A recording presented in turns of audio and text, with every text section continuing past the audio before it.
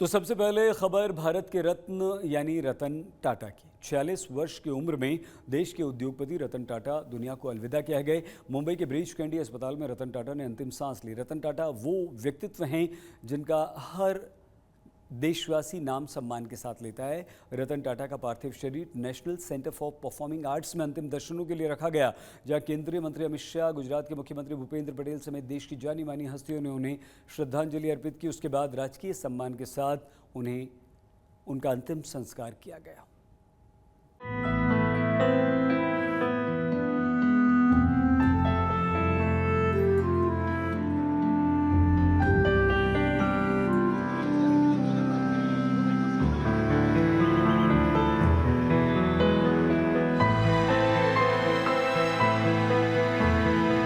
यूं ही नहीं कोई रतन टाटा बन जाता है।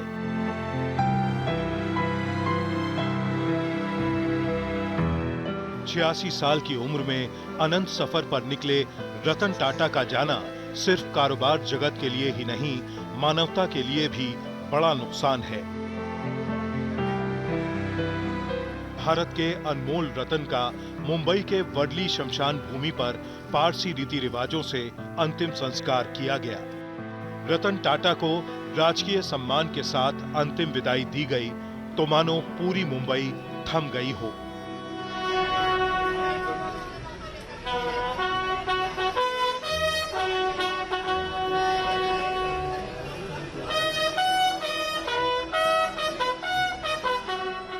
भले ही उनके निधन के बाद उन्हें भारत रत्न देने की मांग फिर उठने लगी है, लेकिन वो हमेशा से ही भारत के अनमोल रत्न हैं और हमेशा कोहिनूर हीरे की तरह चमकते रहेंगे। इसीलिए रतन टाटा के अंतिम दर्शन करने पहुंचे आदित्य बिरला ग्रुप के चेयरमैन कुमार मंगलम बिरला ने कहा कि उनके निधन पर दुख नहीं बल्कि सेलिब्रेट करना चाहिए। देश के लिए बहुत बड़ा नुकसान है, not just for corporate India but for the country as a whole. I think the impact of his work is quite unparalleled and I think we should remember him through the richness of his work. उनका जीवन ऐसा था कि वहाँ से बहुत कुछ है जो हम सीख सकते हैं। मेरा ये प्रिविलेज था कि मैं उनके साथ काफ़ी मेरी करीबता रही कई सालों तक और बहुत कुछ सीखने मिला मुझे उनसे और आदर्श पुरुष थे कई तरह से। तो हमको उनकी जो जिंदगी है सेलिब्रेट करना चाहिए। रतन टाटा ऐसी शख्सियत थे कि जो उनसे एक बार मिल लिया वो उनका मुरीद बन गया। उन्हें अंतिम विदाई देने पहुंचे आरबीआई गवर्नर शक्तिकांत दास ने कहा कि सादा जीवन उच्च विचार कहावत को रतन टाटा ने चरितार्थ किया। जिंदगी में काफी बार, मतलब मेरे लाइफ में काफी बार तो नहीं कह सकते हैं, बट कई सारे बार उनके साथ इंटरेक्शन करने के लिए मौका मिला है और हमेशा मेरे को यही लगा कि हमेशा वो कुछ नई चीज़ बात करते थे और उनका जो भारत के लिए, भारत का अर्थव्यवस्था के लिए और भारत का जो इंडस्ट्री और इकोनॉमिक ग्रोथ है उसके लिए उनका विजन जो था वो एक बहुत बड़ा और एक अद्भुत विजन था। रतन टाटा होने के मायने क्या है उसे इस वीडियो से समझिए। इंसान तो इंसान, जानवर भी उनके निधन से दुखी नजर आए। दरअसल इस कुत्ते को रतन टाटा गोवा से लाए थे। उन्होंने इसका नाम भी गोवा रखा था। लेकिन जब इस बेजुबान को ये एहसास हुआ कि वो दुनिया से जा चुके हैं तो वो भी उन्हें श्रद्धांजलि देने आया। पीएम मोदी विदेश के दौरे पर हैं, लेकिन जैसे ही उन्हें कल रात रतन टाटा के निधन की खबर मिली, उन्होंने रतन टाटा को दूरदर्शी और दयालु बताते हुए अपने साथ की इन तस्वीरों को सोशल मीडिया पर साझा किया। वहीं आज गृह मंत्री अमित शाह भी रतन टाटा को श्रद्धांजलि देने पहुंचे। अमित शाह ने कहा कि कारोबार से परोपकार तक रतन टाटा के पूरे जीवन से प्रेरणा मिलती है। रतन टाटा जी, मेरा उनसे व्यक्तिगत भी गहरा परिचय रहा, परंतु न केवल भारतीय उद्योग जगत के, पूरे विश्व के एक सम्मानीय उद्योजक रहे। टाटा समूह का नेतृत्व करना ही अपने आप में एक बहुत बड़ी बात होती है, परंतु उन्होंने टाटा समूह का नेतृत्व ऐसे समय में संभाला जब टाटा समूह को अनेक प्रकार के परिवर्तन करना जरूरी था। टाटा सन्स के मानद चेयरमैन रतन टाटा ने कल रात 86 साल की उम्र में मुंबई के ब्रीच कैंडी अस्पताल में आखिरी सांस ली थी। तभी से उनके अंतिम दर्शन के लिए आम लोगों की कतार लगी हुई है। पद्म भूषण और पद्म विभूषण से सम्मानित रतन टाटा की अगुवाई में ही टाटा ग्रुप ने देश की सबसे सस्ती कार नैनो लॉन्च की थी, तो हाल ही में कर्ज में फंसी एयर इंडिया को 18,000 करोड़ में खरीदकर रतन टाटा ने देश की विरासत को संभाला। देश ही नहीं, दुनिया भर में बिजनेस में अपना लोहा मनवाने वाले रतन टाटा जितने कामयाब कारोबारी थे, निजी जिंदगी में वो उतने ही सादगी पसंद इंसान थे। यकीन होना मुश्किल है, लेकिन वो मुंबई में अपने छोटे से फ्लैट में रहते थे और अक्सर अपनी कार को खुद ही ड्राइव करते थे। इसीलिए हम कह रहे हैं कि रतन टाटा होना आसान नहीं है। मुंबई से साहिल जोशी के साथ आज तक ब्यूरो। गुजरात में बीजेपी विकास सप्ताह मना रही है। वर्ष 2001 में 7 अक्टूबर को नरेंद्र मोदी ने गुजरात के 14वें मुख्यमंत्री के रूप में शपथ ली थी। बीजेपी का कहना है कि पीएम नरेंद्र मोदी के नेतृत्व और मार्गदर्शन में 7 अक्टूबर को गुजरात की विकास यात्रा के 23 वर्ष पूरे हुए और इसीलिए बीजेपी पूरे गुजरात में अलग अलग कार्यक्रम कर रही है। इस कड़ी में आज गांधीनगर में बीजेपी ने विकास पदयात्रा निकाली, जिसमें गुजरात के गृह मंत्री हर्ष संघवी शामिल हुए। नरेंद्र मोदी गुजरात के मुख्यमंत्री थे तब से लेकर प्रधानमंत्री बने 23 साल की विकास यात्रा को लेकर गुजरात में पदयात्रा की जा रही है। खुद गृह राज्य मंत्री जो है पदयात्रा करने के निकले। विकास सप्ताह का सेलिब्रेशन गुजरात सरकार कर रही है।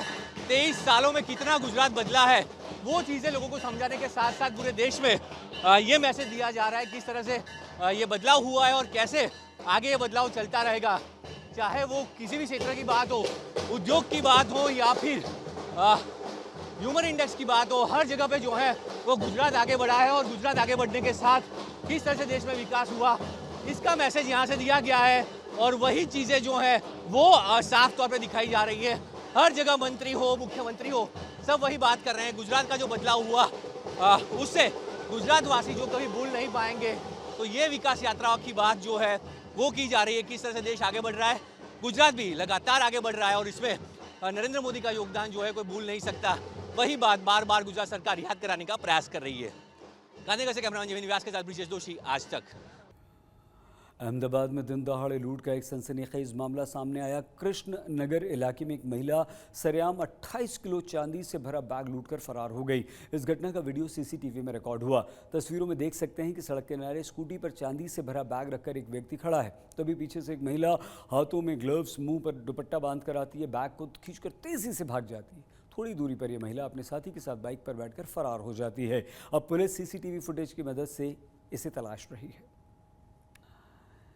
जैसे प्रभु श्री राम ने रावण की बुराई का अंत किया, वैसे ही मां चामुंडा ने भी चंड मुंड राक्षस का वध कर साधु संतों, आमजनों को भयमुक्त किया। ऐसे में राजकोट का पवन पुत्र गरबा मंडल पिछले 35 वर्षों से चंड मुंड के वध का रास आयोजित कर रहा है। इस विशेष गरबा रास में मां दुर्गा का स्वरूप मां चामुंडा इन चंड मुंड राक्षसों का वध करती हैं, जिसकी कहानी इस रास के द्वारा पेश की जाती है। यह अनूठा गरबा बुराई के अंत का संदेश देता है।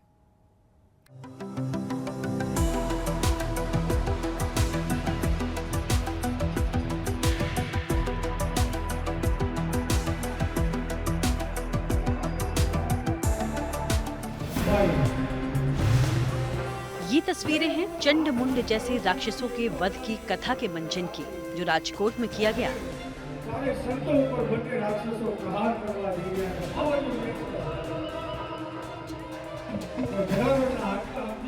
ऋषि मुनियों, महिलाओं और बच्चों पर अत्याचार और प्रताड़ित करने वाले ये चंड मुंड राक्षस अपने अनैतिक कर्मों के चलते देवी मां के कोप का निशाना बनते हैं और मृत्यु को प्राप्त होते हैं।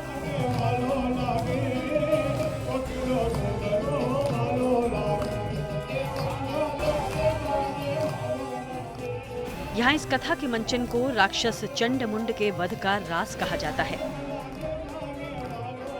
इस रास को देखने के लिए हजारों की भीड़ यहाँ आती है और स्थिति ये होती है कि पैर रखने तक की जगह नहीं रहती। इसमें माँ दुर्गा के स्वरूप माँ चामुंडा के चंडमुंड नामक राक्षस का वध करने की कथा को इस रास के माध्यम से प्रस्तुत किया जाता है।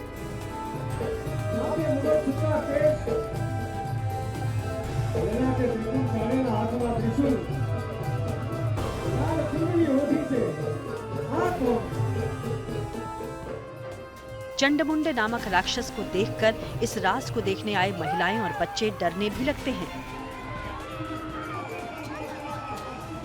लेकिन जैसे ही मां चामुंडा चंडमुंड का वध करती हैं, तो लोगों को लगता है कि मां साक्षात स्टेज पर आई हैं।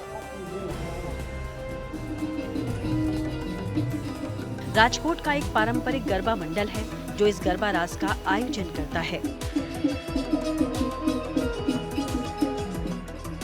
जिसे पवनपुत्र गरबा मंडल के नाम से जाना जाता है। ये राजकोट का नंबर 1 गरबा मंडल के रूप में भी जाना गया है। ये गरबा मंडल पिछले 35 सालों से लगातार सक्रिय है।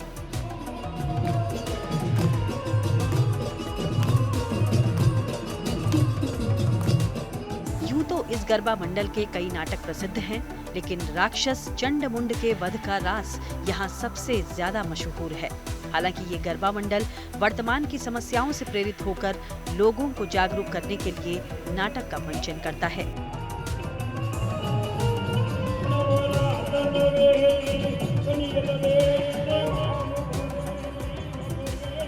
नवरात्रि में आधुनिक गरबा का महत्व बढ़ता जा रहा है।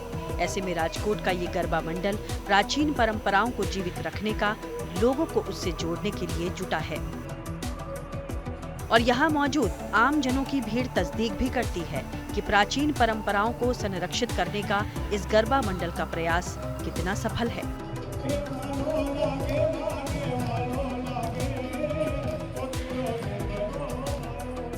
राजकोट से रौनक मजीठिया के साथ ब्यूरो रिपोर्ट।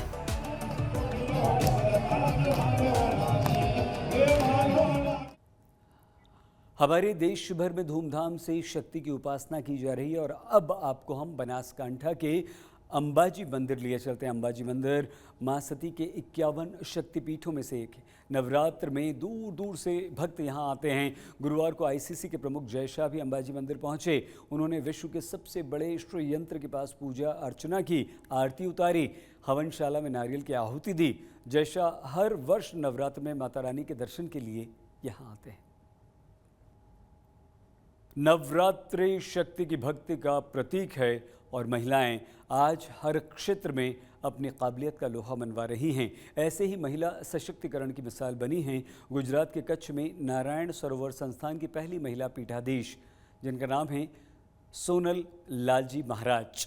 इस धार्मिक संस्थान में इससे पहले 12 पीठाधीश बनाए जा चुके हैं, जबकि मौजूदा समय में सोनल लालजी महाराज पीठाधीश के रूप में मानव सेवा में अपना महत्वपूर्ण योगदान दे रही हैं। धर्म आध्यात्म की दुनिया में आने से पहले सोनल लालजी महाराज का नाम सोनल दिनेश भाई पणिया था, जो पेशे से पत्रकार थी और पत्रकारिता के क्षेत्र में अपनी महत्वपूर्ण सेवाएं दे चुकी हैं। जब महिला सशक्तिकरण की बात करते हैं तो एक बहुत ही दिलचस्प और दिल को बहुत गर्व पहुंचाने वाला एक यहाँ पर जब हम सरहद पर आए हैं यहाँ कच्छ में, तो यहाँ हमारी भेंट हुई है यहाँ की पीठाधीश से। यहाँ पर पवित्र नारायण सरोवर है जहाँ पर दर्शन के लिए आप देख रहे हैं कितनी बड़ी संख्या में लोग यहाँ पर लगातार आते हैं। और वहाँ पर हमारी भेंट जिन महंत से हुई, जिन पीठाधीश से हुई, वो एक महिला है। पहली बार परंपरा को तोड़ते हुए वो यहाँ पर ईश्वर की सेवा कर रही है, पर ये पत्रकार हुआ करती थी सबसे पहले। जी जी बिल्कुल। यहाँ का जो जन्मभूमि ग्रुप से जुड़ा हुआ कच्छ मित्र जो है उससे हम जुड़े हुए थे और काफ़ी बॉर्डर के ऊपर काम भी किया है। धर्म के प्रचार प्रसार हेतु भी काफ़ी स्टोरी जो होती है पॉजिटिव, वो भी यहाँ से हमने, जिससे क्या है कि इस पौराणिक तीर्थधाम का प्रचार प्रसार हो। सबसे पहले तो इनको ये इच्छा थी कि ये भारत की सेना में भर्ती हो, देश की सेवा करें।